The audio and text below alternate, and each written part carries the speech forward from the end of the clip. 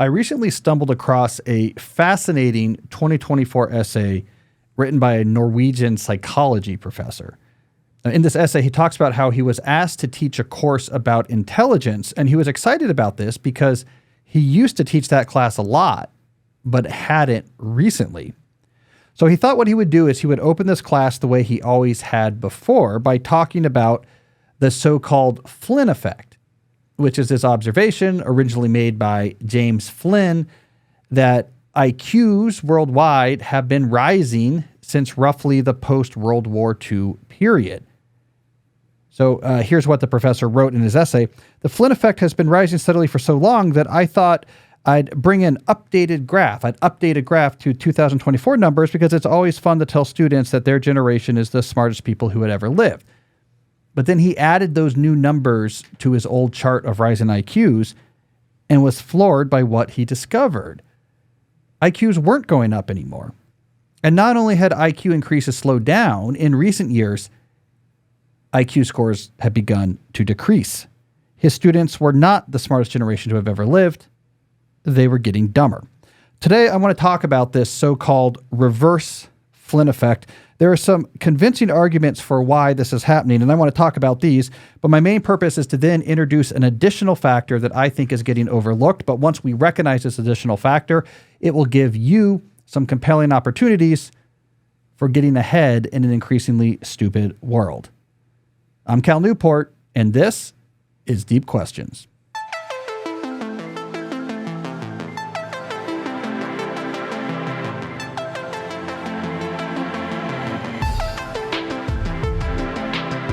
Today's episode, why are we getting dumber and what you should do about it. All right, let's start by trying to verify this idea that IQ scores are actually now going down. There have been multiple different studies that have gathered information on IQ in multiple different ways that seem to be showing something similar. They all show somewhere in the roughly 2010s, usually somewhere between 2006 and 2012, we begin to see the measured IQs take a turn and begin decreasing. So I want to load up on the screen here for those who are watching instead of just listening. One of the better studies I could find, this is a chart I'm putting on the screen here that came out of a 2023 paper. It was published by a team from Northwestern in the journal Intelligence. The chart on the screen, this is kind of the key chart in the paper. The details are a little bit complicated, but the trend is very clear. So what you see for the listeners, what you would see if you're looking at this chart is a bunch of different colored lines that are angling downwards. Now, if you look at the bottom x-axis, you're going to see years starting from 2006 going up to 2008. And on the y-axis or the vertical axis, you're going to see a standardized average IQ score on a 35-item composite ICAR intelligence test. Why are there different lines? Well, these are broken out by different education levels, from graduate education down to less than 12 years of schooling. So what you see is as you sort these lines by education, the higher the education level, the higher the line. So you, in general, have higher IQ scores if you have a graduate education versus less than 12 years education. That makes sense.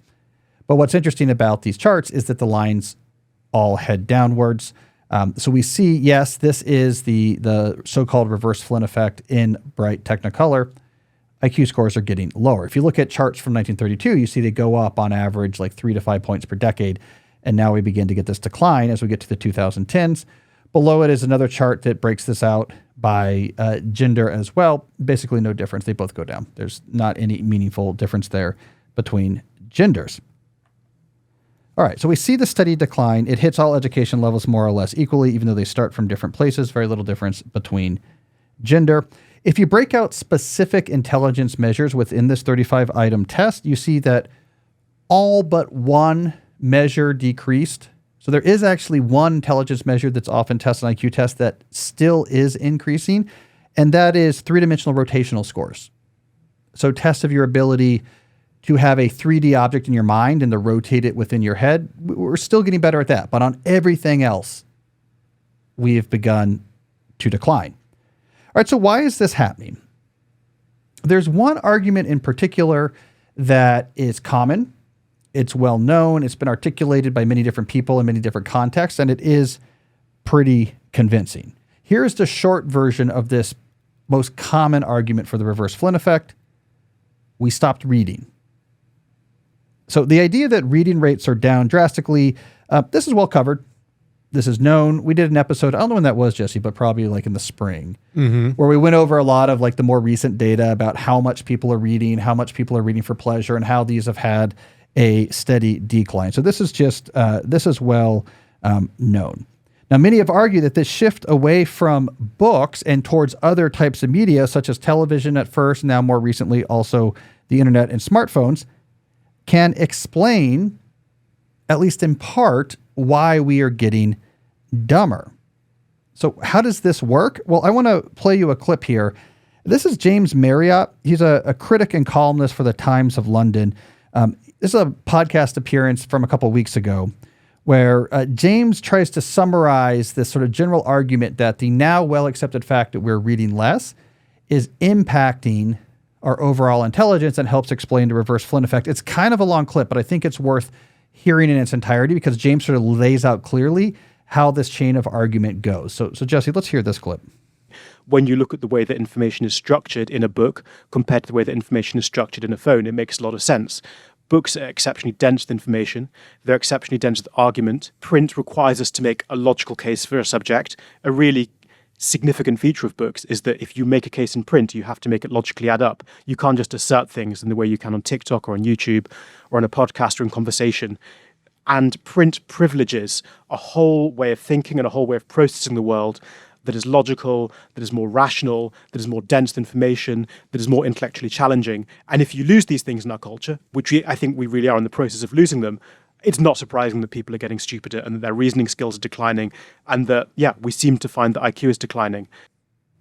Right. So that's a really interesting argument. If you spend more time consuming media through things like television, or James is focusing in particular on smartphones, you are missing essentially a sort of intellectual cross-training that you get by reading books that force you to do a sort of more logical type of analytical thinking, which gives you a brain that can do really well on IQ tests.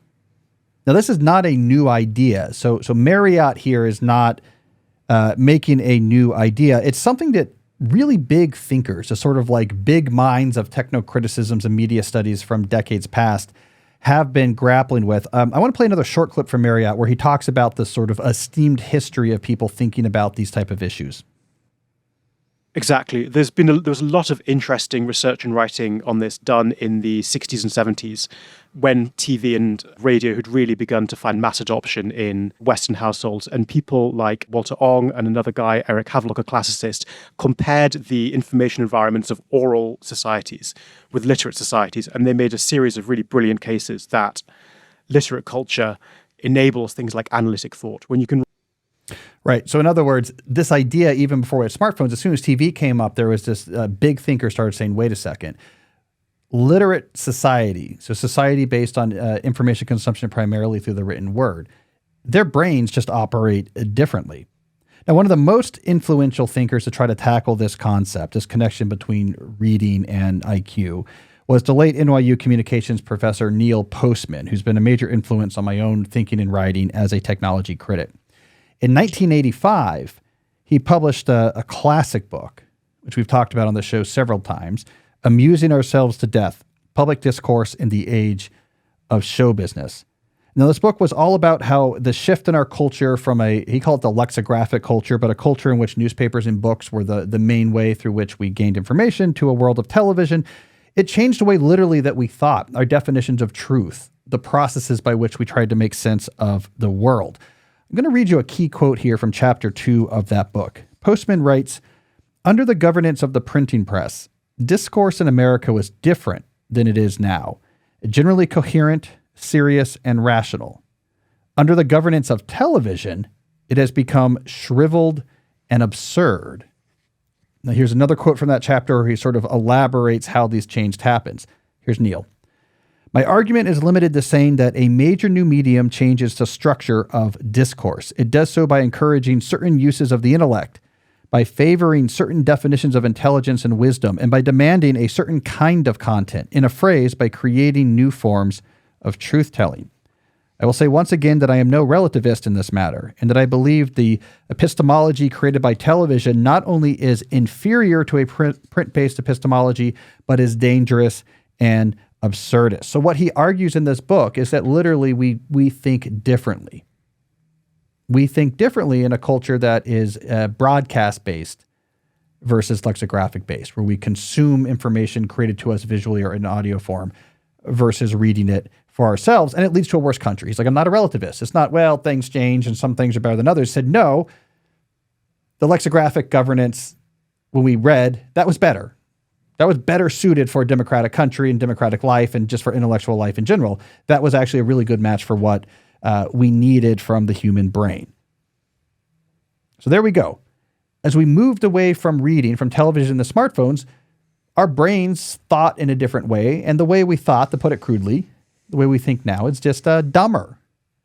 When you use a 35-item ICAR intelligence test, you measure, like, yes, we are starting to do worse on these measures because our brains just don't get the same cross-training they got before. And we're not exposed to the same sort of sophisticated analytical discourses and epistemological definitions of truth-telling that we used to have before. Now, I want to be clear. It's not like this is a consensus claim that the decline of reading is making us dumber. Those are big thinkers with big ideas. In our current world, I mean, there are a lot of researchers who will say the typical thing that a lot of researchers will say, which is like, well, it's complicated. And it is probably complicated. The post-literacy hypothesis for explaining the reverse Flynn effect is it's solid, but by no means a complete explanation. So just for the sake of clarity here, I want to quote here one of the authors from that Northwestern paper where I showed you the chart from that showed the reverse Flynn effect. The corresponding author of that paper, Elizabeth Dwork, who is a research professor at the Northwestern Medical School, she said, we don't really know why we're seeing this. Let me read a quote from her here. There's debate about what's causing it, but not every domain is going down. One of them is going up. So she's referencing there to the 3D spatial reasoning. If all the scores were going in the same direction, you could make a nice little narrative about it, but that's not the case. We need to do more to dig into it. Dwork goes on to suggest several other theories bouncing around for the reverse Flynn effect, like maybe there's a decline in motivation among the test takers, so something about the effect of how they recruited people to take the test. Or it could be things, and she's just being hypothetical here just to show like who knows it could be a lot of things, but she said hypothetically, maybe something about the shift to STEM education in public education has de-emphasized other subjects that might have been better for the analytical reasoning that's tested on IQ tests. So she's like, look, we don't really know, right? So I don't want to give the sense that the post-literacy hypothesis is a consensus, but I do want to note the sort of pushback here isn't exactly damning.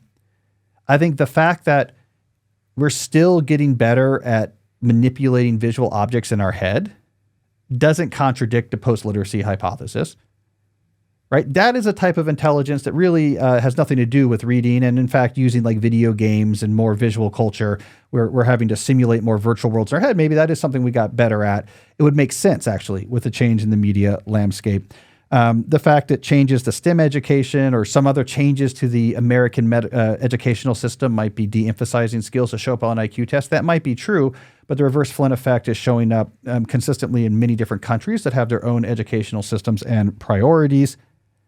And yes, maybe in their particular research design, they could be dealing with lack of motivation on the test takers. But again, we're seeing this same decline in IQ tests from many different studies that gather data from many different sources. So I want to emphasize that there's not a consensus around this issue, but it's not like there are massive holes in the post-literacy hypothesis of, oh, this is really a flawed theory. It's still a convincing explanation for at least part of what we are observing. Okay, now I want to give my explanation. Now, I should qualify this here by saying I actually think the post-literacy hypothesis is right. I think that explains a lot of what we see. But there is another factor that's sometimes mentioned that I think gets overlooked. It is also playing a large role, especially in the recent decreases in IQ. Now, given my interest as a technocritic and the fact that this podcast focuses on technology's impact on our ability to live deep lives, you might not be surprised by what I'm going to say, but I think the missing factor here is the smartphone's impact on our attention. So this is different. Let's think about this. The post-literacy hypothesis is saying when we stop reading, the way our brain processes information changes and it becomes less analytical and dumber. So our capabilities, like what our brain can do, goes down. All right, fair enough. But the rise of smartphones, and in particular hyperpalatable algorithmic content delivered through smartphones, has an additional impact of reducing our ability to sustain concentration. Now, this is not about the way our brain processes information. It's not about our epistemology, as Neil Postman would say. It's about the fact that we are constantly overwhelming our short-term motivation circuits with this hyperpalatable content to the point where our brain begins to suffer when we ask it to put sustained concentration on one target. So it's like the post-literacy hypothesis explains the capability of our brain is going down, and the attention hypothesis claims our ability to make use of whatever processing ability we have is also being reduced. You put these two things together, and you get a much more heightened effect. And I think this is a major effect in the Flynn effect. And I think we have two pieces of evidence that I want to point to here that shows that the attention hypothesis is playing a big role here.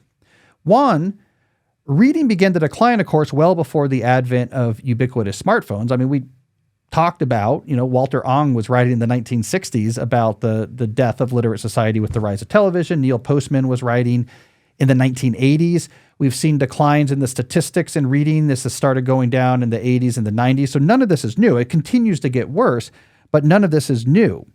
And yet, if you look closer at the Reverse Flynn Effect studies, they all point to an inflection point. Increases slow down, but the point where it turns and IQ scores start going down, on average lands somewhere around 2010. What happens around 2010? Not some major shift in our reading habits, but the ubiquitous introduction of smartphones. So smartphones entering the picture, we already were reading less. We already were watching some crazy amount of television a day. But then our attention began to get worse. And so now this slow reduction of our brain's ability to process had this other factor added to it. We can't even get the full capacity that our brain has, reduced as it might be. Here's another piece of evidence. If we return to that Northwestern study, they also broke out these IQ declines by age group. And guess what age group has had the sharpest decline in IQs in this sort of period starting in 2010? 18 to 22-year-olds. So what do we know about 18 and 22-year-olds? Two things. They are the heaviest users of smartphones, and they are the first generation to not have that formative experience of going through childhood education, primary education, and post-primary education without smartphones, which used to be this sort of neurological crucible where you practice concentration, you come out of the schooling system, and your ability to focus on abstract things has really been elevated. That was one of the main skills. Today's 18, 22-year-olds has studied in, 18, 22-year-olds from the last decade has studied in that paper.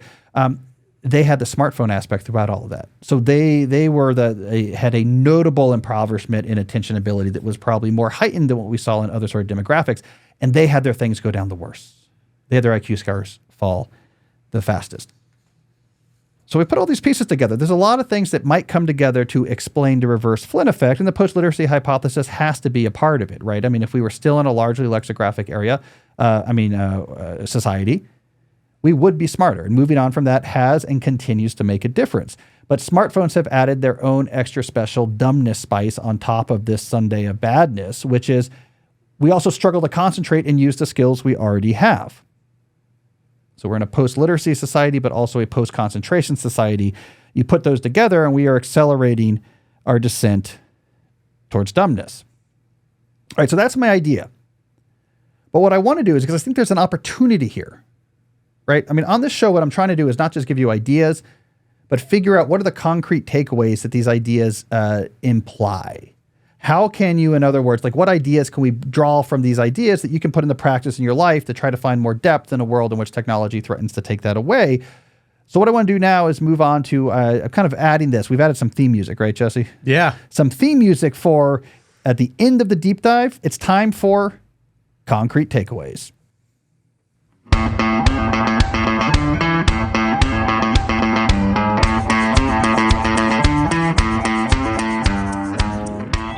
You know what that music reminds me of? What? Like a high intensity bass fishing television show. Like, couldn't you imagine like an opening montage where like guys are just like wrestling large bass out of the water and then like high-fiving each other, Yeah. and like crushing a Bud Light and then like catching another bass? That's what I think about that music, which means it is a perfect fit for our concrete takeaways on subtle variations in the 35-item ICAR intelligent test. All right, what's our takeaways? What does this mean for you? Okay.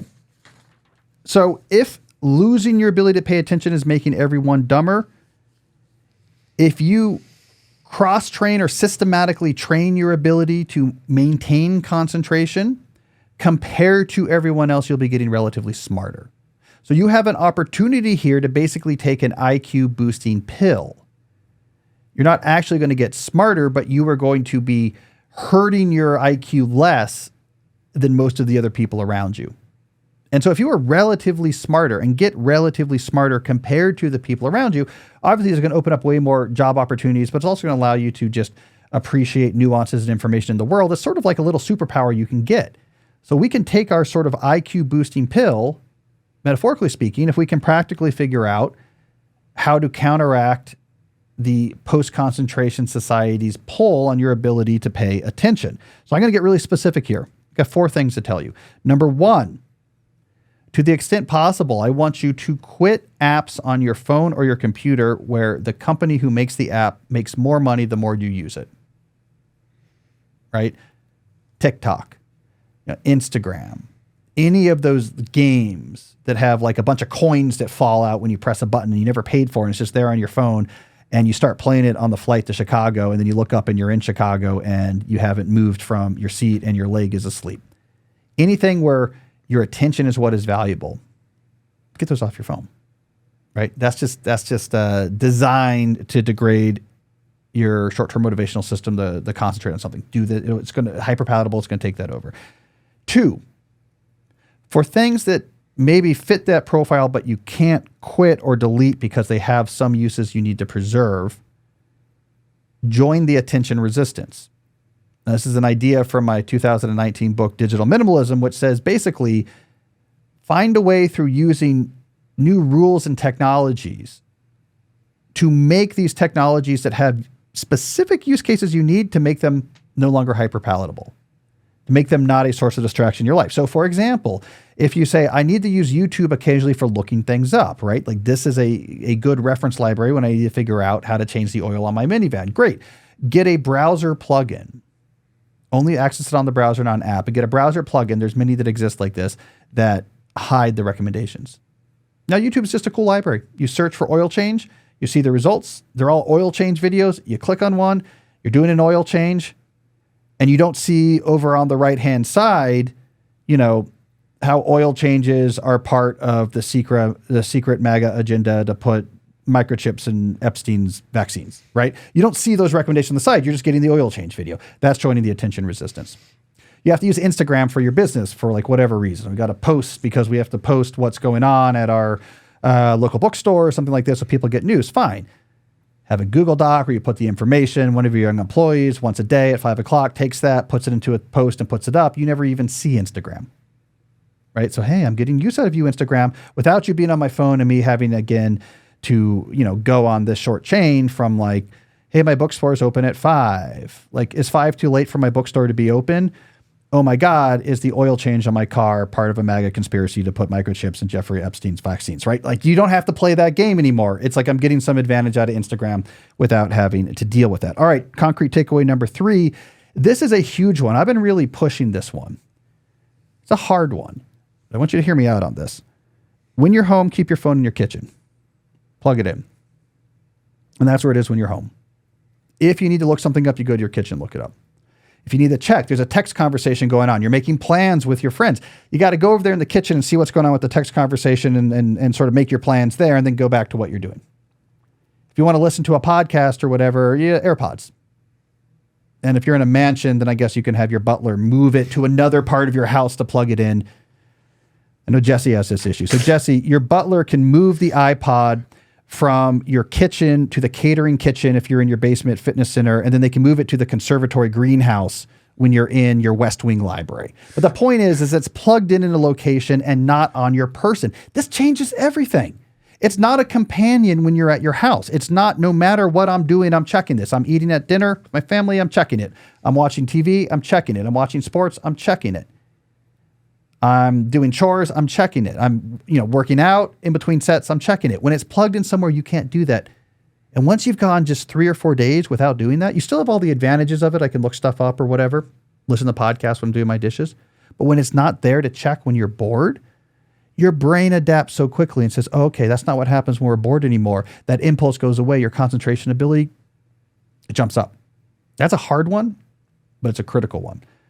By the way, it's what I've been recommending. I've been writing a bunch of talks because it's back to school, talks about kids and phones, right?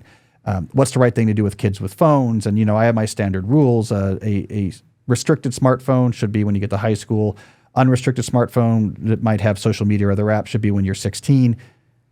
But until you leave the house to go to college, your phone's in the kitchen when you're home. It's not your property. I'm loaning you a phone the family's paying for. You can use it when you need to coordinate with your friends or whatever. You don't bring it up to your room. You don't get to sit there and look at it while we're watching TV as a family. You don't get to have it at the table. This is not your property. I checked a Declaration of Independence. There is no mention of WhatsApp access in there. I'm sorry, it sits here at home when you're here. The greatest gift you could give to a teenager at home, because they are stepping out of the post-attention society. And what's the effect? You just gave them IQ pills. This is as effective as hiring an expensive tutor in terms of the overall impact on their academic performance in high school and college and beyond. It's the greatest gift you can give. So keep your phone in the kitchen. Keep your kid's phone in the kitchen. And if your kid is not in high school, take the phone back, because they really shouldn't have it yet. Number 4, train your attention. Do this daily.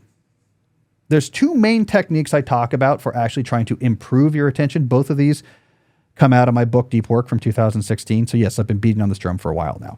Number 1 is these Roosevelt dashes, named for Teddy Roosevelt, who used to have this habit, especially even as a college kid and beyond as well, where he would do work in short but ultra intense bursts where he would give it his absolute complete attention. The amount of work he could get done doing this was monumental. He would read a book a day. It was a crazy. Go look at Teddy Roosevelt and concentration. It's crazy. But those Roosevelt dashes are actually a great training mechanism. And you should do it with a timer, and you should start with 10 minutes. And you take something hard that you want to do. It could be doing a crossword puzzle or trying to figure out a new complicated concept for work or school. You set the timer and you start it, and you focus as hard as you can for that short amount of time. And you really try to bear in, really hard. Your brain wanders, bring it right back. And you do that, and it's really hard, but you do that hard thing until it's not hard, and then you add 5 more minutes. So it's just like doing interval training with running. And the amount of distance you can sprint gets longer and longer as you keep pushing yourself this way. The other way I've been talking about for a decade now to train your attention is you go for walks without anything in your ear and nothing in your pocket. It's just you, your thoughts, and the world around you. You just practice being out there in the world with nothing but yourself to keep you company. You get used to your own mind. Now, the bonus you add to this is you can maybe give yourself a particular problem you want to try to work on in your mind while you walk. I call this productive meditation. And now you're really starting to play with things like working memory and the ability to sustain stable state things in working memory. I have to put this thing here while I think about this and then bring this back again into the problem. This is calisthenics for your ability to pay attention to your mind's eye, to aim your mind's eye in a way that is focused, and to do so with sustained attention. So you can train your attention. So quit apps where people make money off you. You don't have to be on these things. Stop telling yourself you do. It's kind of embarrassing to be on TikTok. It's no longer kind of a cool trend that we're joking about. There's no haha, just get off TikTok. Come on, let's be serious. The apps you do have to use, join the attention resistance, put technology tools around it. So the addictive features are turned off, and it's sort of like a middle finger to those companies. It's fun. Keep your phone in the kitchen, your kid's phone in the kitchen too when you're home. Hard but critical. Trust me, 4 days, your life will be different. And actually actively train your attention. All right, those are my takeaways. Now, my bonus takeaway would be read more books, because we're in a post-literate society, so that'll slowly help your brain maybe operate better. But these are the things. The attention is the thing where you have control over. You read more books, your brain will get smarter, but still society around you is kind of dumb because no one's really reading. But the attention thing, man, you can get real results fast. Real results fast. You will find yourself in a matter of months feeling smarter. So I don't love the reverse Flynn effect, but there is an advantage there for those of us who know why it's coming, that technology plays a big role. because we can reverse the reverse Flynn effect, and then a reverse of the reverse. I guess we're back to the original Flynn effect. Is that how that works? It's like a double negative. That's the type of wisdom we offer here on this show. So look, all the focusability in the world will only do you so good if your circuits, if your circuits are dull. Okay, never mind. I was going to say, I had a really clever phrase there, but I'm going to take it. I messed it up. I think I've been using my phone too much. It's all good. So I like your clarification for the quit apps that make money off your attention. So that wouldn't necessarily apply to like the New York Times app, right? No, you pay like a monthly subscription. You pay a monthly subscription. Yeah. So you got to get into the economics. So the New York Times, I mean, they want you to like the app. Yeah. Right. So that's why they have games and other stuff in there so that when you come up and see your credit card statement, you're like, oh, do I still want to pay this much for the New York Times? Like, no, I like the New York Times, right? Mm-hmm. But they don't care in a given day. They don't make more money necessarily. I mean, they have ads, but really like their goal is for you to love the app, not to keep you on there as much as possible. The apps that need to keep you on there as much as possible, you know it because they suffer from, like we talked about in an earlier episode, that Cory Doctorow and shitification. That like if that's how they make money, the apps over time get worse and worse. Like the experience actually gets worse because they're trying to like exploit and keep you on there and exploit every last ounce of your attention. Streaming services are also in that similar situation. Like Netflix, they want you to not cancel Netflix, but it doesn't really matter to them if you use it 10 hours today or you use it 30 minutes every day or 30 minutes a week. It's just they want you to feel like it's important to have it. So like they don't try to be addictive, right? YouTube wants you to use as much as possible. TikTok never wants you to put it down. Instagram doesn't want you to put it down.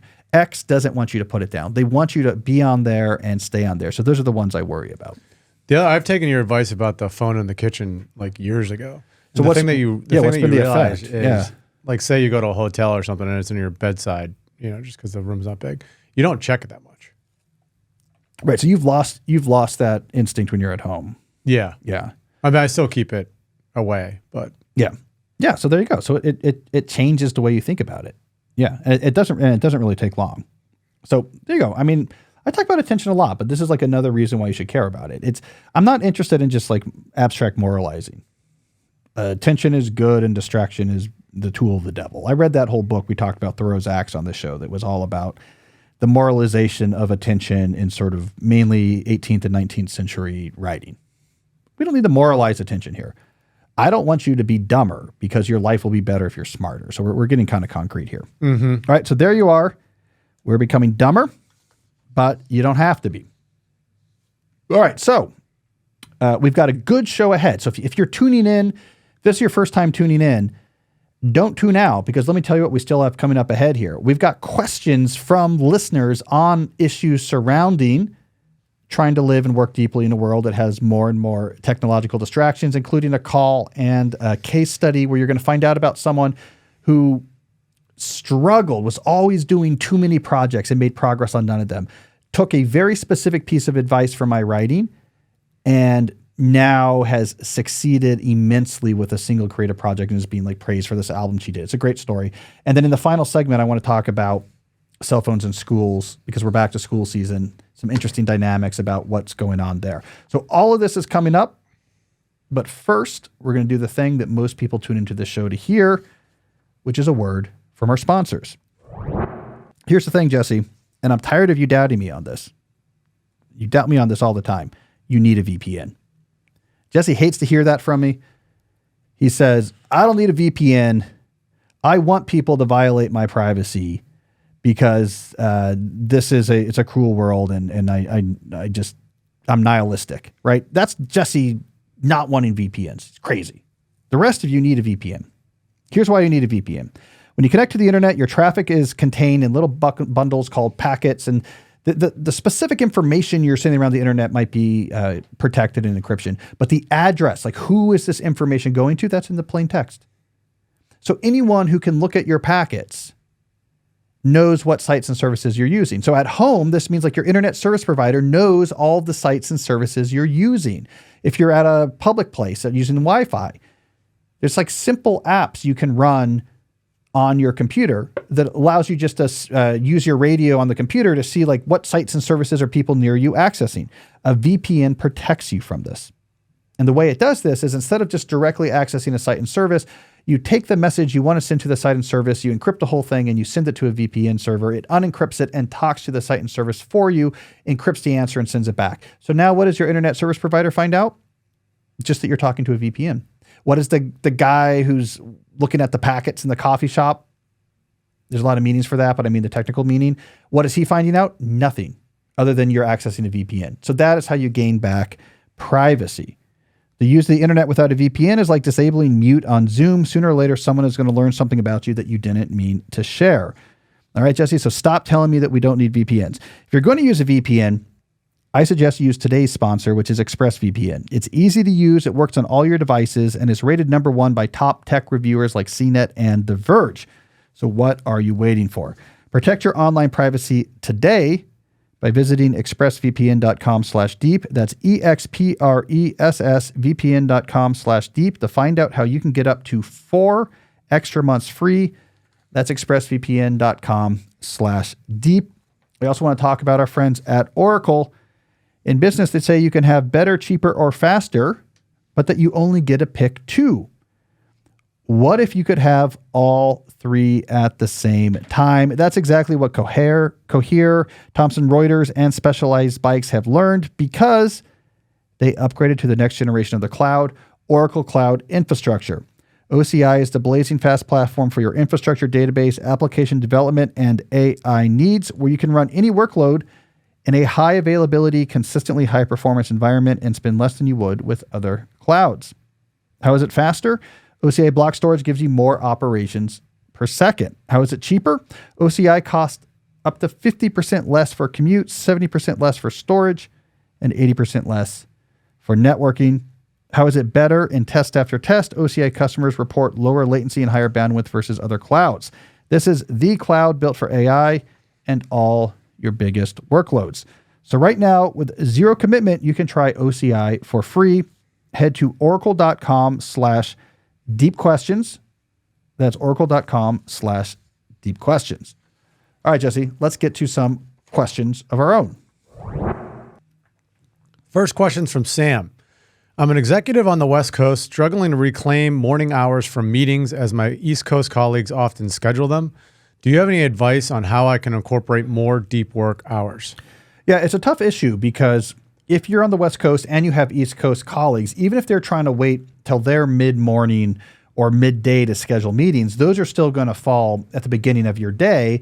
And most people don't do that. They're just used to scheduling meetings whenever. I'm going to have one at 9, right? That's now a 6 a.m. meeting on the West Coast, right? So it is a big problem that West Coast people who work with East Coasters have. I have 2 things to recommend here. One, start adding some of your own meetings to your calendar. Meetings with your esteemed colleague, Dr. Deep, PhD. What I mean by that is just meetings for you to do deep work. Not every day. You're not going to get away with saying, hey, I can't ever meet until like noon East Coast time. But just throw some meetings on your calendar for working on particular projects without disruption. And then when it comes time to schedule meetings with your East Coast colleagues, use whatever standard meeting scheduling tool that your office or organization uses, and just have those meetings with Dr. Deep PhD show up on there like any other meetings. So like, yeah, let's meet. Here's my calendar. Choose a spot. And some spots are already taken up. They don't know that that's a meeting for you to do deep work versus just a meeting with like another client. And then so they find meetings that work in the space that remains. And if your company doesn't use a meeting scheduler, you should. Be like, yeah, go ahead. Here you go. Here's my calendar. Here's a schedule once link. Just like grab any time that works for you. Let's make this easy. And these meetings with Dr. Deep just sort of show up as time that you're not available. So just put the time aside and see what happens. It turns out like, hey, everything else will work itself out. You've gone through other periods of your career where you've had projects going on that take up certain times in the morning. You've had those scheduled around them. So schedule time for yourself. The other thing that a lot of West Coast workers have to do that have East Coast headquarters is they have to learn how to do afternoon depth. That's hard because often your energy is lower in the afternoon. But the advantage of your afternoon is that the East Coast is logged off. So it could be, in theory, good time for deep work, but you're going to have to do a lot more effort to get good deep work out of your afternoon than you would have to do good deep work in the morning. So one of the things you're going to have to do is kind of clear out your cognitive context. You're going to have to recharge your body and reset your mind into a mode of concentration. So this is going to mean ritual. You're really going to have to lean into these. If there's a separate location you can go to do your afternoon depth, like maybe shut down at your office and then go to another place to do your afternoon deep work, that will help. If there is a sort of exercise type thing you can do to sort of reset your body and your energy rhythms, that will really help as well. The sort of 2 o'clock, like quick workout, hit the bike, and then go straight to deep work in another location. That will make a difference as well. Make that location exotic and different so your brain is like, oh, this is the deep work place. It's the shed out back at home. It's the conference room across campus. It's going to I work in the city. It's going to the museum and working. There's like a quiet spot at the museum where there's not usually people. And I'm going to sit there with my laptop to do the work. Make it exotic so your brain thinks of it as different. Build nice rituals around it. Hey, here's like a nice drink I have with it. If you don't drink caffeine, like a non-caffeine drink or like a sort of healthy snack that you like, or that there's like a really nice walk you do. You have to do a lot of work to make afternoon depth work. But if you're a West Coaster that has to do East Coast schedules, that's really worth it because you could probably get 2 to 3 good hours a day if you have the right rituals. That won't be that hard to schedule because it's past the East Coast office's times. So that's my 2 recommendations. All right, who do we got? Next question is from Barbara. While doing routine tasks, I always have music or short self-help audio clips playing in the background. Does my habit of filling all quiet moments with media prevent me from being fully present and mentally clear? I usually flip that around. This is the difference between the existential and the universal. So is it a problem that there exists a lot of moments in which you have background music or content on while you're doing routine tasks? No. Would it be a problem if in all such moments you have some sort of background media or content going on? Yeah, that would be. The existential is not a problem. There exist times when you're doing this. It's not bad in isolation. The universal is a problem. If you never have time alone for your own thoughts, then you will sort of lose touch with like yourself and your ability to concentrate and self-reflection as well, and just starting to get to know yourself better and having the nervous system calmness of just presence in a situation. So the right way to think about this, I think, is it's not reducing background media, it's adding solitude periods. So I'm going to just proactively add into my schedule enough times alone with my own thoughts in the world around me that I feel like I'm getting a benefit. And then I don't have to care about the other times. If I want to listen to a podcast, if I want to put on music or whatever, like I don't have to self-recriminate because I've added positively enough time for self-reflection that I don't have to worry about what I do in the other times. And I can, I assume just listen to my episodes again and again and again, because that's what you should be doing. All right, so that's what I say. So you need solitude, but you don't need your whole life to be in solitude. Same thing with boredom. We talk about this with boredom. I'm not a big boredom fan. I mean, boredom is a deep drive that humans evolved to try to get us to do useful things. Otherwise, we just go in energy conservation mode like a cat. And until we get like hungry or thirsty, we would just sit there in the sun. Boredom got humans to use this big brain we evolved to actually go up and do things. And this is all culture and civilization was built on this. So boredom, like listen to it, go do stuff when you're bored. But, to be bored sometimes is pretty good, just so that your brain learns you're not always stimulated. And then when you're away from your phone or something, it doesn't go crazy. So it's another example where it's not like, okay, you should spend all of your time bored, but you should have some boredom. Same thing. You shouldn't spend all your time just sort of thinking with your own thoughts, being meditative and philosophical, but you should have some times like that on a regular basis. So that's the way I think about it. It kind of gets me thinking about this week, how it's a big transition for me because it's basically the start of the NFL and I have to factor in 8 hours of NFL content to stay like somewhat in the know. I have a new theory about the Reverse Flynn Effect. And it involves the NFL season and the amount of content that's available. When we were kids, you could watch Sunday, one game. Yeah. Monday you could watch night, a game. Yeah. And I guess if you had the radio on the way to school, you could hear like a little bit of a local sports radio guy who wouldn't be that good. Actually, no, we had Sports Center. So we had ESPN growing up. Uh-huh. But that was the big thing. You had Sports Center was it. Like you could wait till Sports Center and you would see like 7 minutes of content on like your sport and that's it. Mm-hmm. Yeah. What 8 hours of content are you consuming? There's multiple podcasts, multiple Mad Dog spots. Those are long spots. Anywhere from a half an hour to an hour, yeah. Yeah. But you can listen on the app on demand. But I mean, there's a lot. And then Yeah. when I make my little picks with my buddies, I need to be informed. Are you in a league? Just I've got 2 buddies. You're not in a fan? Are you in like not a fantasy. Not a fantasy. Okay. Yeah. There you go. I don't know what to say about that, but that's probably, I don't know. That's good content, though. It's complicated. I was listening to content. It's entertaining. I mean, the NFL is so entertaining. So my boy Grant Paulson here in D.C. Was watching a clip of him talking to, he has on a real, I don't know who he is, but a football expert, like coach expert, to talk through strategy for the Commanders. And man, like Grant Paulson knows a lot about football.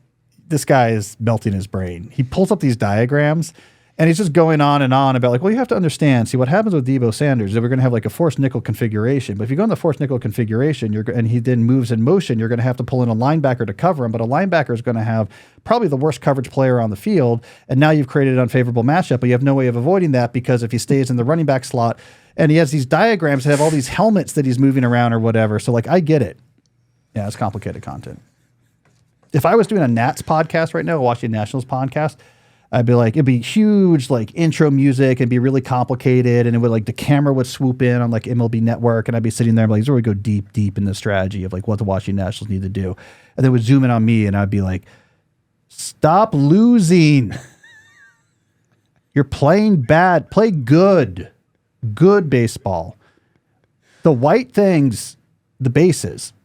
Don't leave that white thing in such a way that the other people tag you because you're doing that a lot. Hit ball, win more, stop losing. And then it'd be like a 10-minute outro sequence, and that'd be the episode. There you go. All right, who do we got next? Next up is Emily. My company uses a ticketing system. Our protocol has us respond in 30 minutes to confirm that a ticket has been created. Some days I have lots of tickets, whereas other days I have hardly any. On quiet days, I work on personal projects. My problem is that it's difficult for me to regain my focus on these personal projects after busy days. All right, so there's a specific advice for this issue, and then I have a bigger point about ticketing systems. Do you know what that means, by the way? You think people know, like when she says ticketing system? You should probably explain it. Right, you know because I've been talking about it for years. I know, but yeah. So it comes out of IT. And so it's a way when someone has like an issue they want to send to the IT department, like my laptop's broken. Instead of just calling or sending an email, because now just this is on demand, stuff just comes in and the IT department has to try to, juggle different things.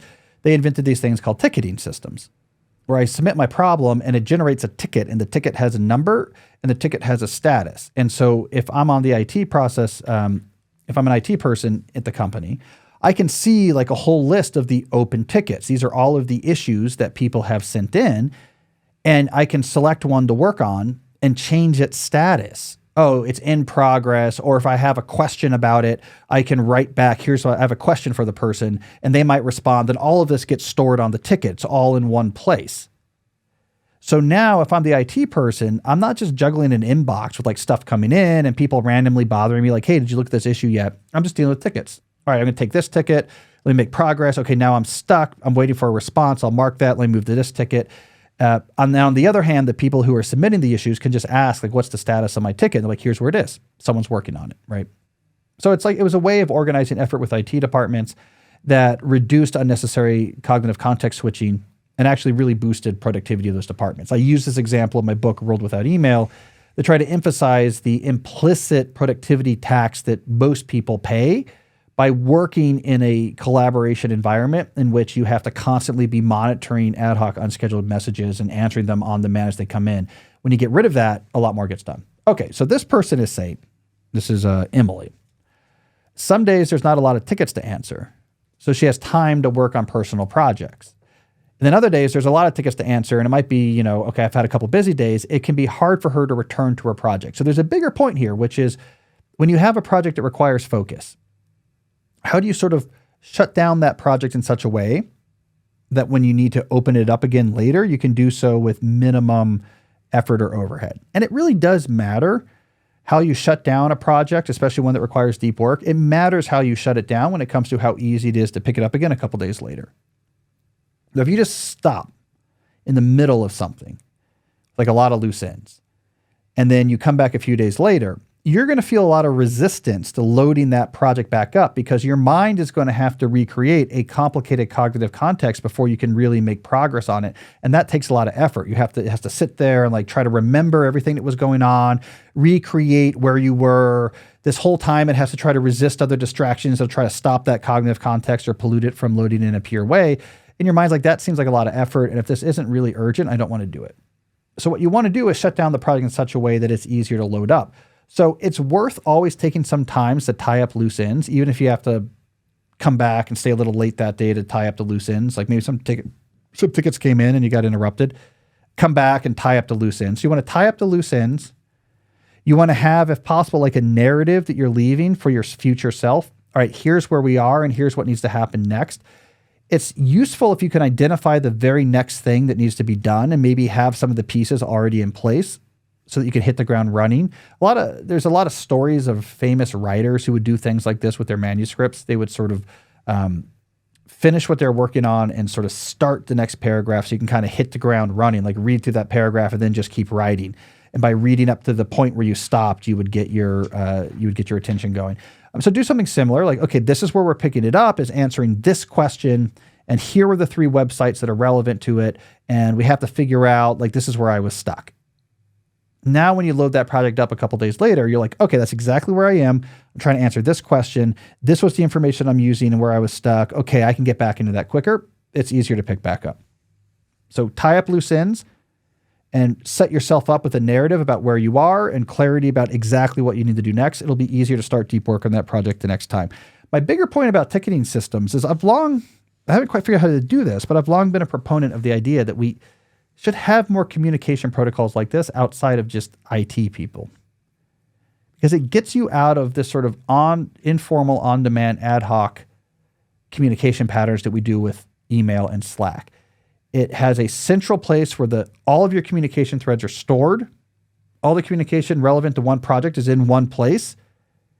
It has a status that people can check in on. It's like, how is this thing going that I asked you about?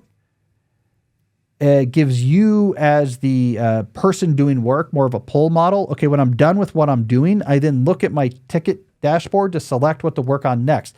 That's very different than the interruptive push model that we use with email and Slack, which is, I'm working on this, but someone can push in something else onto my plate with an email that I need to answer because otherwise it'll get lost. That's way, way, way worse from a cognitive performance standpoint. So I think there's a product to be built here that's like a more user-friendly ticketing type system, which means when I bother you about something, there's a number, and maybe we can hide that. We can make the product nicer, but there's like, here is this issue. I can check on the status. They haven't looked at it yet. Okay, they saw it and they put a quick note like, I see this, I've asked so-and-so to give me an answer. I'll let you know when I hear back. Like, so you know what's going on. You don't have to ping someone. You don't have to wait for a response. If you send a follow-up or they respond to you, it's all tracked in one place. So you can see the whole conversation right there. And when you're working, you can just come to this ticket dashboard, and we'll call it something different in our project so it's not so nerdy. But you come to this dashboard and you say, oh, here's some new projects. Here's some updates to these projects. It gives you a more sort of autonomous way of navigating and communicating about work. I think there's a space there for a cool product. All right, what do we got? Next up is Bart. I'm a full-time software engineer with a background in machine learning and computer engineering, aiming to transition into digital management consulting. I've had little success with my applications and feel stuck. Should I continue on my current learning path, hoping that a better opportunity will arise? Or should I consider pursuing an MBA or something similar degree to strengthen my profile? There's 2 things in here that worry me, Bart. One, the word hope. Like, hey, should I just hope this will work? I don't want you hoping. Let's find out. I'm going to tell you how to do that in a second. Second, so should I just go get a graduate degree because I don't know what else to do? Jesse knows I hate that. Graduate degrees are not a default behavior because you don't want to spend like a little bit more time figuring out like what really matters in your field. It's a lot of time and a lot of money. You have to have a specific reason to get them. I think what you're missing here, Bart, is an evidence-based plan. So you're saying, I don't know, I feel stuck. Should I just hope that I'll maybe do better if I keep working on this stuff? Find out why your applications are failing. Get the truth, the unvarnished truth from someone in this industry that you know. Why would someone like me not get hired? Why are people not looking at my application? What type of applications would you look at and why? Get the real answer. Don't invent an answer or have a theory. Get the real answer. Now, here's the thing. You might love what you hear. Like, oh, I'm just missing this one thing. I could go figure that out in 2 months and then I'm going to be super attractive. I didn't realize that this one thing was messing me up, and you could love the answer or you could hate the answer. You could be like, oh God, I see, like, I'm never going to get these rules. They're hiring only out of like MIT for these like digital consulting jobs with like Core 6 CS majors who had all A's, and they're not even like sneezing in the direction of my applications. There's no way I can fix that. Okay, this is not a good idea. I'm going to have another plan. But at least you should always be acting from evidence. So get the answer to the question of why you're not getting these jobs, the real answer. And then we'll use that to make our plan.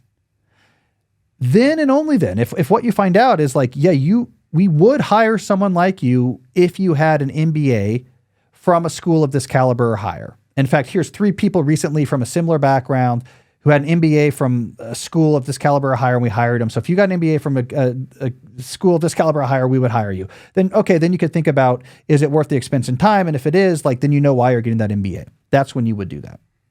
So we call this evidence-based planning. It's one of the things that's going to go into my Deep Life book. You got to make these concrete plans for making progress on a specific objective. They have to be based off of the reality of how the world works, not what you want to be true, not off of hope, and not off of like, well, maybe I should just get a graduate degree. You don't stumble into things with graduate degrees. You have a specific reason why you're getting that particular degree. The only other thing I'm going to say here, Bart, is also make sure that you've done some lifestyle-centric planning and you haven't just fixated on digital consulting as like a thing you heard about and then just sort of convinced yourself like, hey, if I did this, maybe I'd be happy.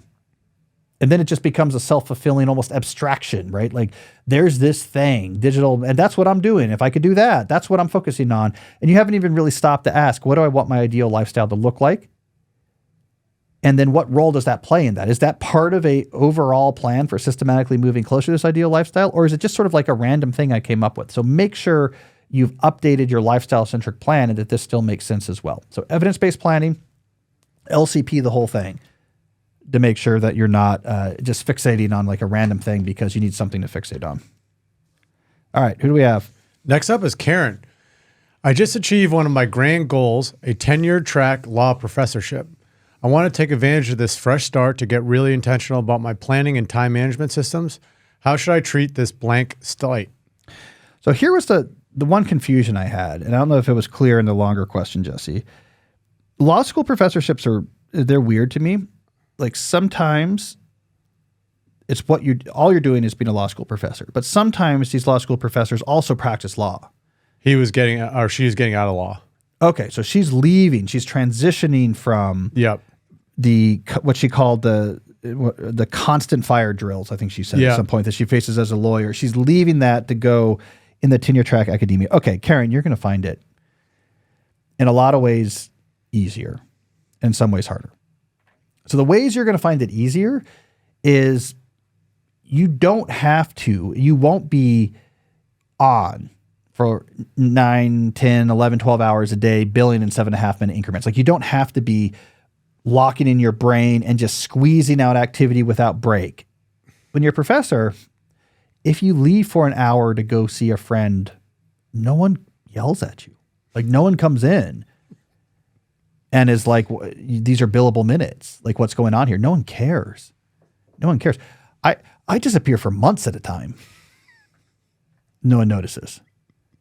I put a mannequin. It's a true story. What I do is I put a mannequin in my office and I have an old wiper motor so that it like kind of moves back and forth. And for like a couple of weeks, my department chair will just walk by and be like, oh, Cal must be in there. I see someone moving behind the door and I'll be gone for months. No, that's not true. I'm not gone for months at a time. But the point is, it's your time. No one's billing you. It's up to you. Write cool papers, teach good classes. However you want to do that, get it done. So if you're a lawyer, what I would suggest doing is like, here's what I would keep from your lawyer life. The ability to, okay, during this time, I have to do this thing and this is my time to work on this client and it needs to get done. I'm going to lock in and get it done. Time block and keep that sort of intensity to get the class prep done and to make sure you're making progress like whatever research you're doing. If you're doing that, I don't know, you need 4 hours a day outside of like the classroom time. And so my other advice is don't feel guilty about that. And I would spend the first semester just like work on your classes, don't do any research, just like walk around the campus, enjoy the students, write cool lectures, and then you can kind of add some research in. In terms of specific systems, then do time block planning. That matters in academia because the work will fill the space. But if you have a time block plan, you realize you don't need as much work as you thought, as much time as you thought. You definitely need quotas. So the thing about academia is that there are certain things that you need to do that will be offered to you that you need to say yes to at least sometimes because it's just part of being a good academic citizen. But you might have so many of these requests coming in that you can't say yes to all of them. It's like you need to do some reviews of papers, but you can't say yes to every request to review a paper. You need to sit on committees, but you can't say yes to every offer to sit on a committee. So have quotas.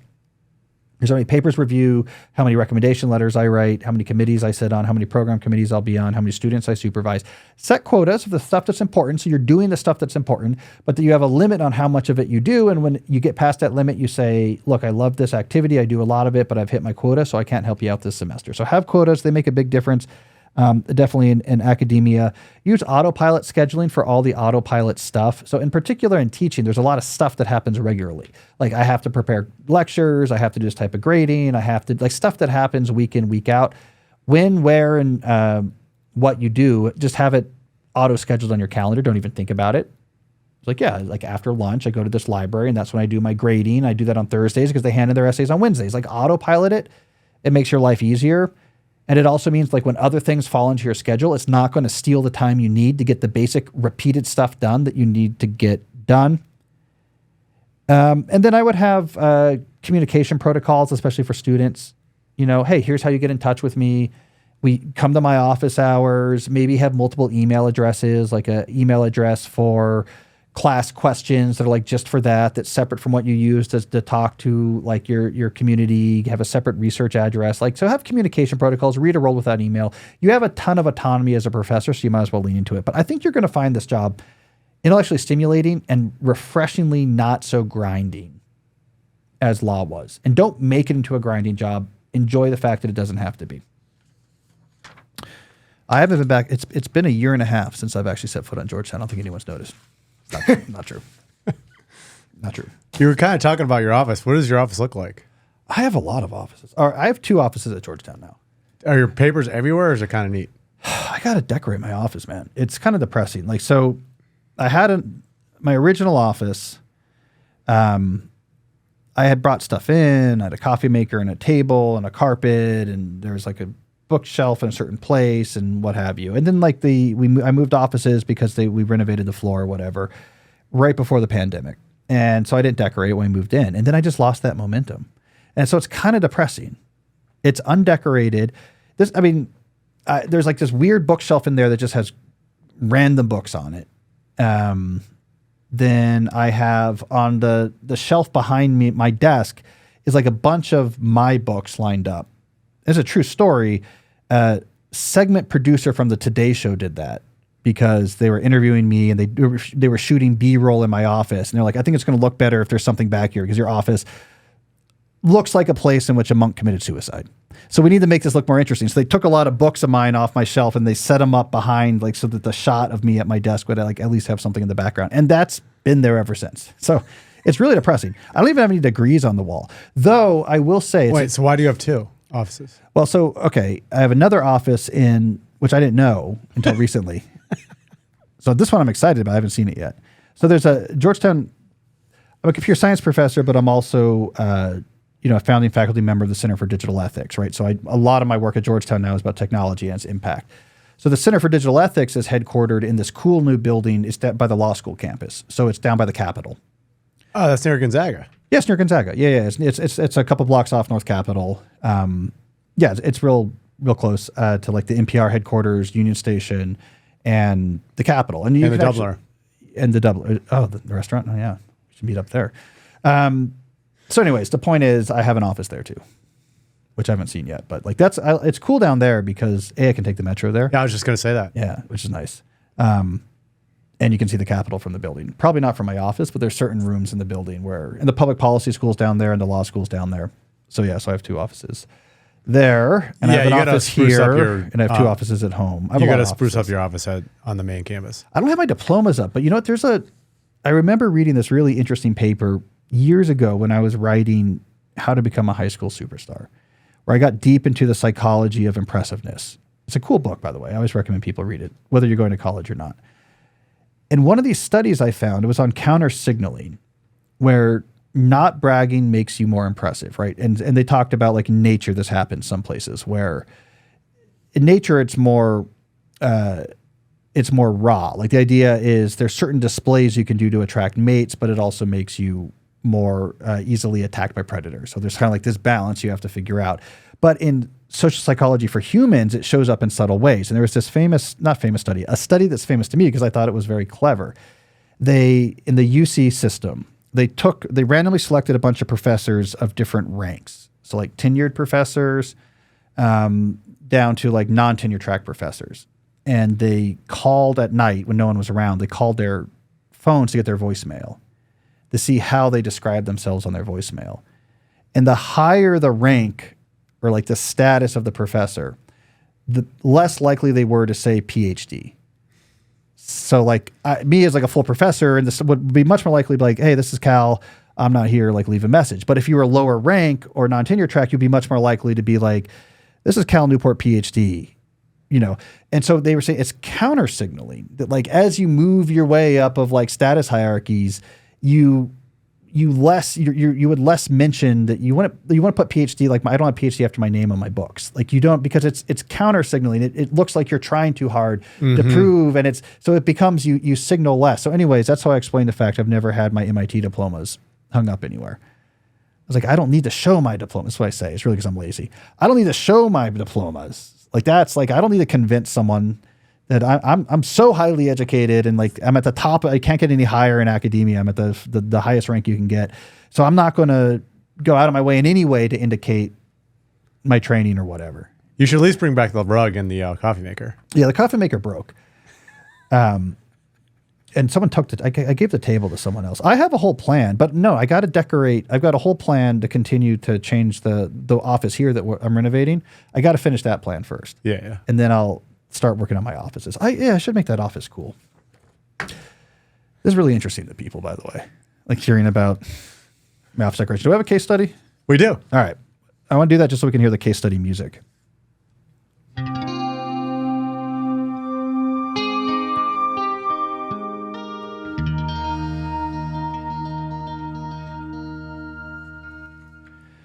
The music still makes me think about the case study then starting with just straightforward, brutal violence. Just because I love that contrast. Here's what they don't tell you about the feel of blood on your hands.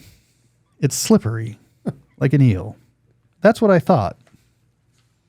As I looked at the body of the bus driver. Okay. I just think it would be a funny contrast is what I'm saying, is from that music. But that's not what our current case study today is actually about. It's written by Rebecca, who writes to say, I've always had trouble committing to one thing. I went to art school, worked at galleries, did freelance reporting, designed jewelry, and more. Meanwhile, I'd been writing songs since high school and releasing an album every 8 years. My songs are lyric focused, but I found lyrics excruciating to write, so I took forever to finish them. At any time, I was working on at least 3 ambitious, unrelated projects. This reminds me, we should find, I have it somewhere, the CD that my high school band cut. We should play that on the air. I have it somewhere. I don't know if we're going to find a CD player. I was just thinking that. That's going to be the harder part. I was thinking the exact same thing. Yeah. We wrote the theme song for our senior prom. Very proud of that. It was a song we wrote and recorded. All right. Anyways, it's called Get Off Your Damn Phone. All right. Anyways, back to Rebecca's story. At any given time, I was working on at least 3 ambitious, unrelated projects. I tended to either jump ship before going fully deep with one discipline or wait until right before a deadline to finish a project with no time to bring it to its full potential. True to form, I pivoted to web development a few years ago. Then I read your books, Digital Minimalism, Deep Work, and Slow Productivity in succession. While reading Deep Work, I took a lyrical seed I had jotted down a year earlier and started working on it every morning for 1 hour. First thing after dropping my kid at school. Some days I free wrote on the song's theme. Other days I labored over one line. Even if I disliked everything I wrote that day, it felt productive to just be ruling things out. By working on one song consistently, I found I was always mulling it over in the back of my mind. After 2.5 months of doing this almost every morning, I solved the puzzle of the song. The final verse came around in a pleasing way I could never have predicted. Even though I spent more hours on these lyrics than on most songs, the overall timeline was shorter. I decided this is the way for me to work going forward and finished another lyrically ambitious song soon after, one that would later strike a prominent music journalist when he saw me open for a bigger act and which would eventually lead to an album review. After reading Slow Productivity, I realized I needed to solely focus on finishing the album. I've been obscure for 2 decades, but since this album came out, people seem to be connecting with my music on a new level. So here's some examples. Uncut Magazine called the album a triumph of dramatic storytelling. Rolling Stone called it fantastic and described the second song I wrote during the 1 hour blocks as one of the wittiest and warmest parenthood songs you'll hear this year.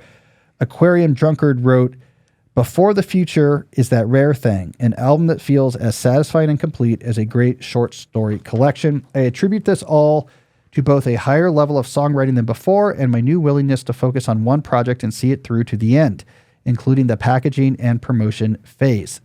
Most importantly, I no longer dread working on lyrics. I have faith that if I kept at it, I will eventually solve the song, and I feel hopeful that I can release my next album in 2 to 3 years instead of 8. It's a great case study because what this tells us, it's like what we talked about last week on the podcast when we talked about work-life balance and what it takes to not be mediocre and the reality of that, is what really matters. Relentless disciplined work over a long period of time on a thing that you're trying to do really well. That is what almost always is going to be the secret to people doing the types of things where you say, wow. So if we look at this is Rebecca's story here. Rebecca, of course, is a pseudonym for Taylor Swift. I assume. If we look at Rebecca's story here, what she's saying is like, okay, I worked on the hard thing, lyrics. I worked on the hard thing every day, even if I didn't want to. I worked on the hard thing every day if it meant all I got done was writing one line or just ruling out things that didn't work. Nothing worked today, but I'll still call that progress because I now know new things that don't work. And I do the hard work and I do it every day, whether I want to or not. That led to a rave review in Rolling Stone. The stuff she had struggled for years and years to make progress on, now she was making progress on it. So that's hard work. That's relentless discipline. That's diligence. But you know what it's not? Hard to do in the sense of long grinding days. Hard to do in the sense of I have to sacrifice almost everything else in my life to make this happen. Hard to do in the sense of I don't sleep anymore or like I have to cut off all ties to anything that I value. No, it's 2 hours a day. The magic of relentless deep work is not in what you do in any one day. It's how much you did over the last year. And when that's your game, I want to aggregate a large amount of actual deep work on hard stuff that matters over a year or 2 years.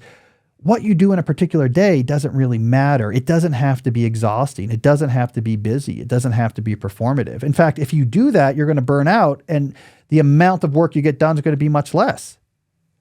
So never underestimate the power of, like in this case, an inspired mom and songwriter who's getting 1 to 2 hours a day in on the absolute hardest, most important stuff she could be doing creatively. And eventually that worked. So I think that's a great example. Rebecca, I appreciate it. We included the URLs to her music in the show notes. Oh, yeah. They're in the show notes? Okay. Yep. Yeah, this is Rebecca Schiffman. Cool. Yeah, check that out in the show notes. Again, pseudonym for Taylor Swift. I assume I'm Taylor Swift's muse. I was trying to think about this the other day. I think I could name, this is true, 3 Taylor Swift songs. Could you name more than 3? I would recognize them, but I can't name them. I think I recognize 3. There's a song called Love Story. There's the song that was in the Singing Animals movie that when my kids were younger, they watched. The Sing Off movie. Shake It Off. These are older songs. I don't know our newer songs. And there's something like Bad. Yeah. Something, right? Yeah. Bad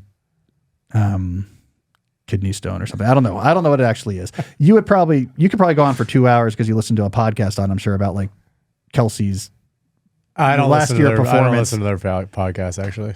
No, you probably hear about them from football context. All right. Anyways, I should know more Taylor Swift. I thought you were talking about the Kelsey podcast. No, I just mean you probably know more about her fiance than you do about her, I guess is what I was saying. As an NFL football player. All right. Do we have a call this week? We do. All right. Let's hear it. Good morning. This is Kelso from South Africa.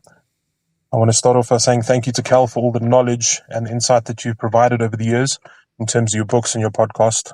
I found it incredibly valuable, and I appreciate your efforts around this. I have a question.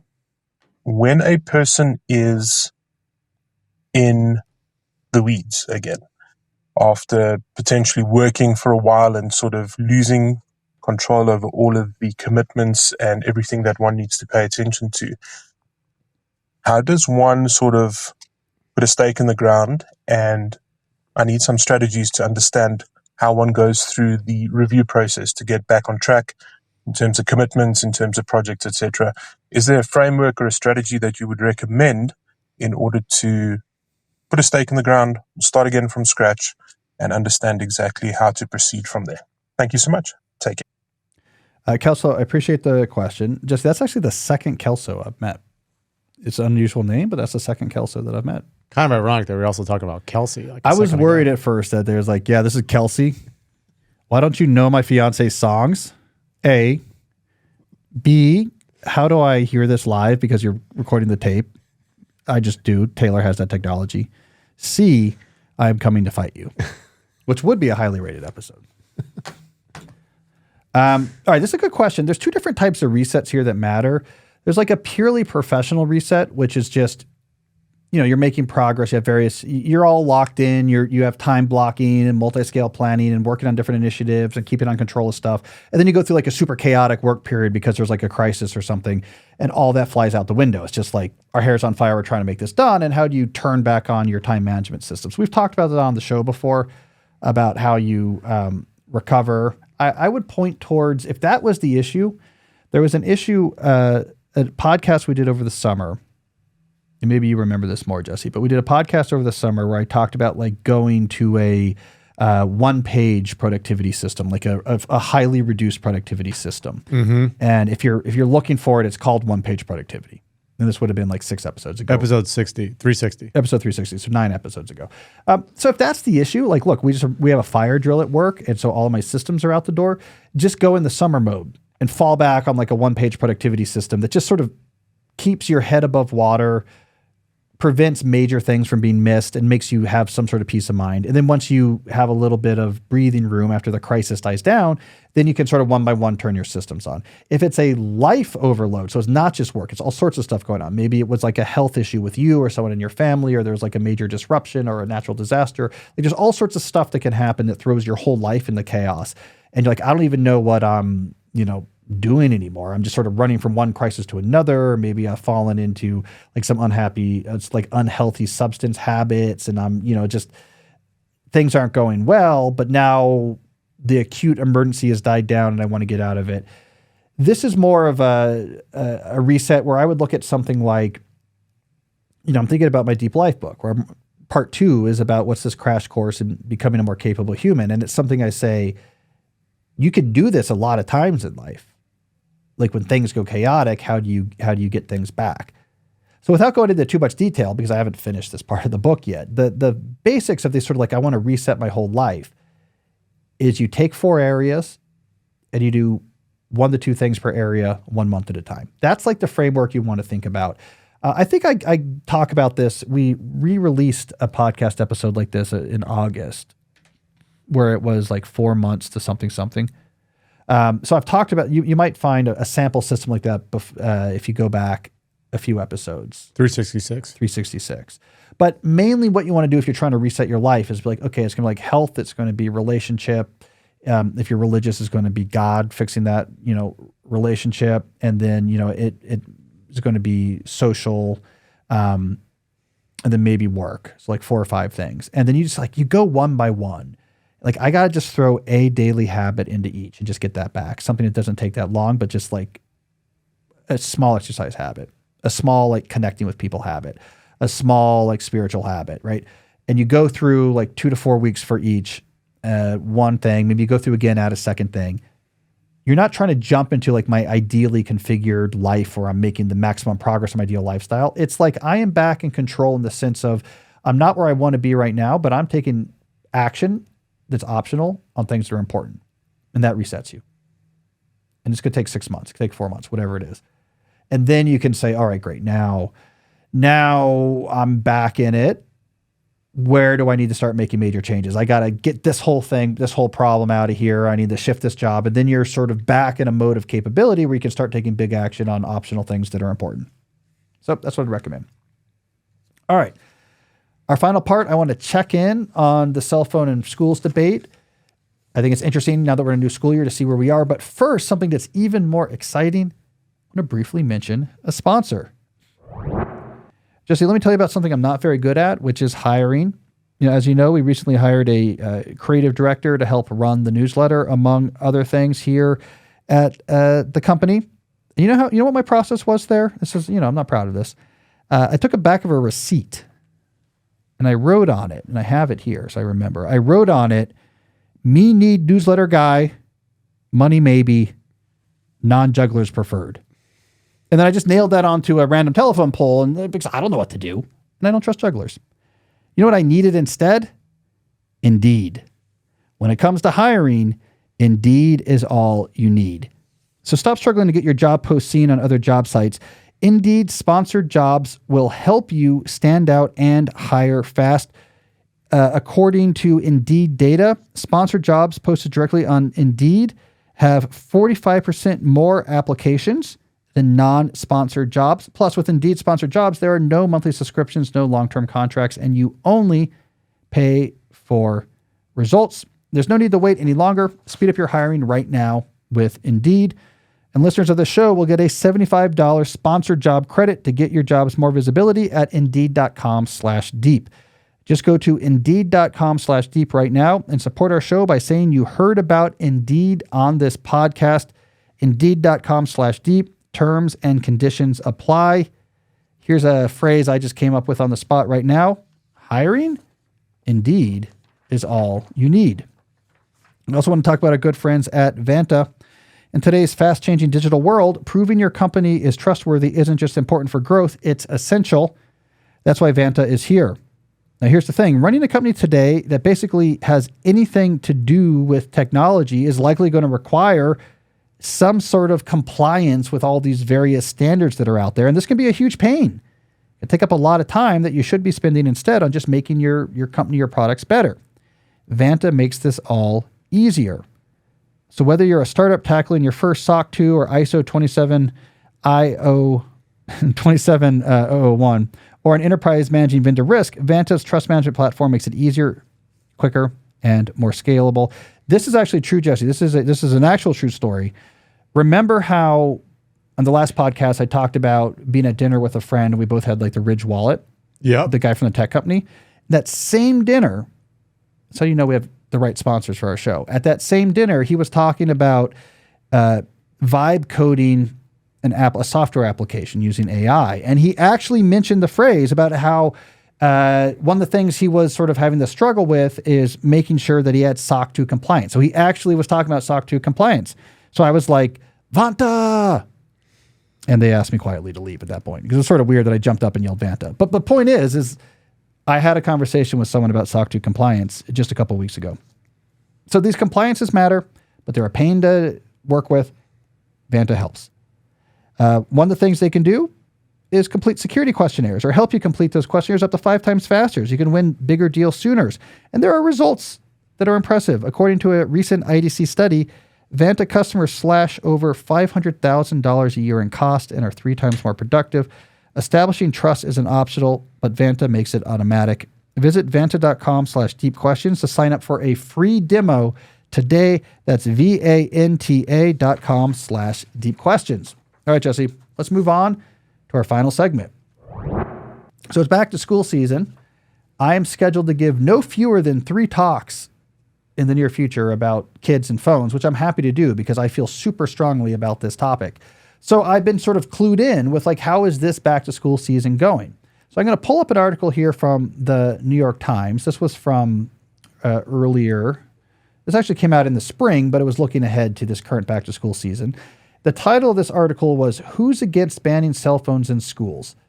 So inspired by the governor of New York, Kathy Hochul's push to have New York be one of the latest states to have a statewide ban on cell phones in schools, this reporter was checking in. Who's for this and who is against it now? This has been a long evolving issue with alliances coming and going. Mainly the groups of people who have been in favor of these bans have been growing while those against have been declining. So this is an interesting question. Who is still against smartphone bans in schools? This, by the way, is an article by Gina Belafonte. All right. So just a couple quotes I want to read here. Let's talk about the context for this article. Governor Kathy Hochul's recent campaign is to ban cell phones in schools across New York. At least 8 other states, including Florida and Louisiana, have instituted restrictions of varying kinds. In September, Governor Gavin Newsom signed a phone-free act requiring every school district in California to devise a policy limiting the use of smartphones by July 2026. So these statewide smartphone bans in schools are spreading. It's blue states and red states. There used to be a talking point. I think Taylor Rins was really pushing this, that somehow this was like a Republican thing. It's blue states, red states, New York, California, but also Florida, also Louisiana. Let's look at what's going on with New York's proposed ban.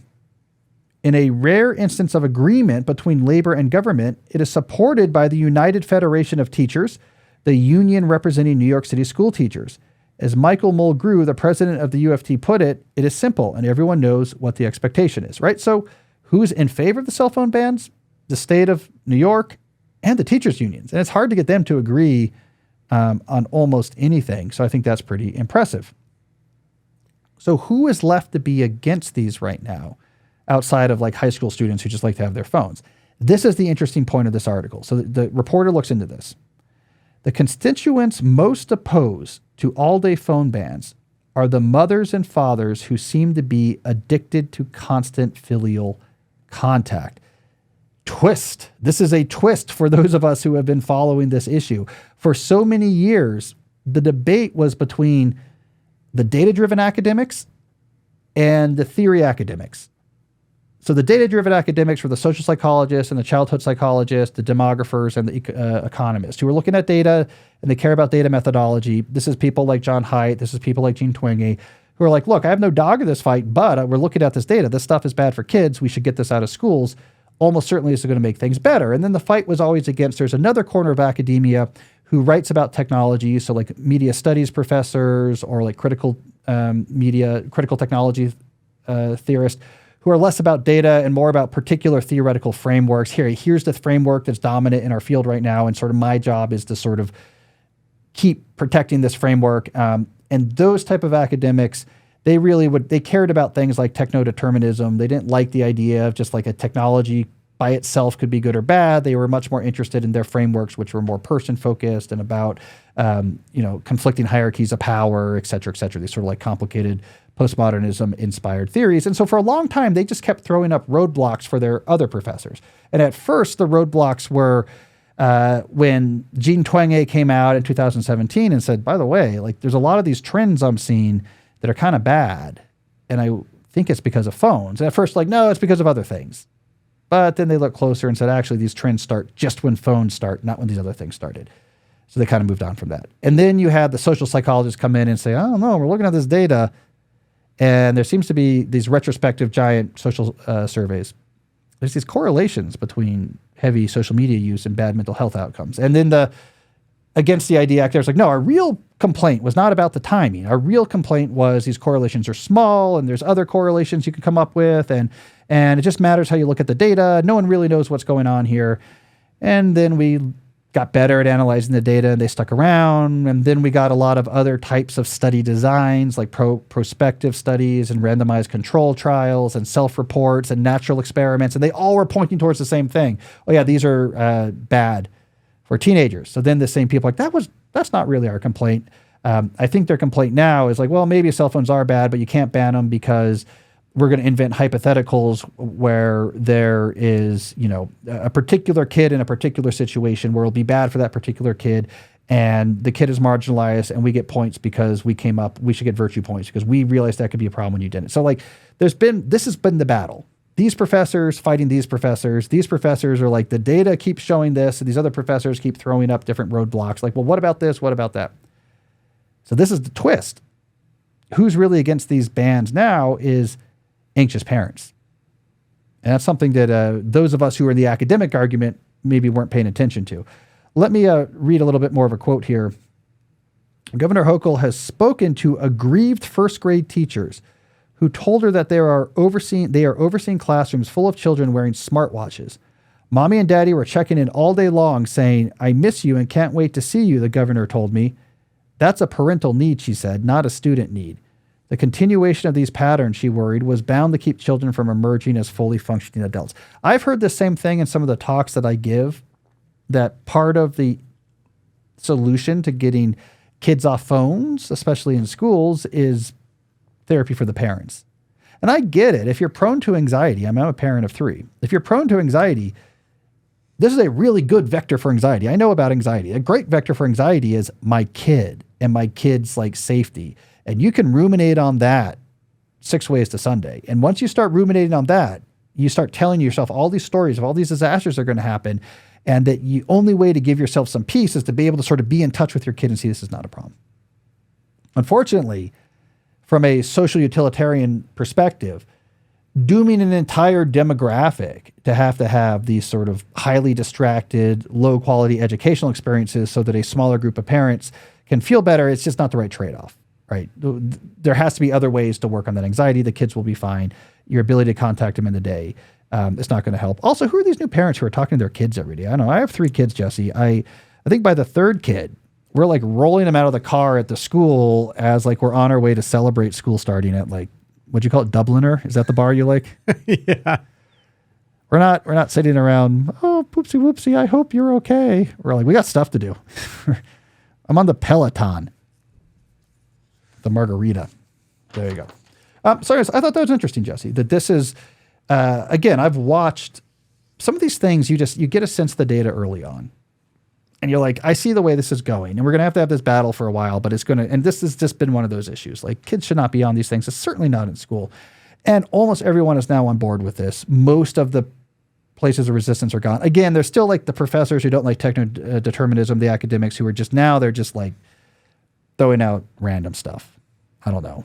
They're like, kids they should have phones in school because you have a poopy head. Like, I don't know. It's kind of like down to there. I don't know. But for the most part, we're like, they shouldn't have phones in schools. Anxious parents is the next generation of things we have to deal with. So there you go. That's who's against phones in schools. Cool article. All right. That's all the time we have for today. Thank you for listening. We'll be back next week with another episode. And until then, as always, stay deep. Hey, if you like today's discussion about how technology is making us dumber, you might also like episode 365, which is titled What Technology Wants and How to Push Back. Interesting addition to today's discussion. Check it out. I think you'll like it. What percentage of your time spent using technology is dedicated to services that make you feel worse?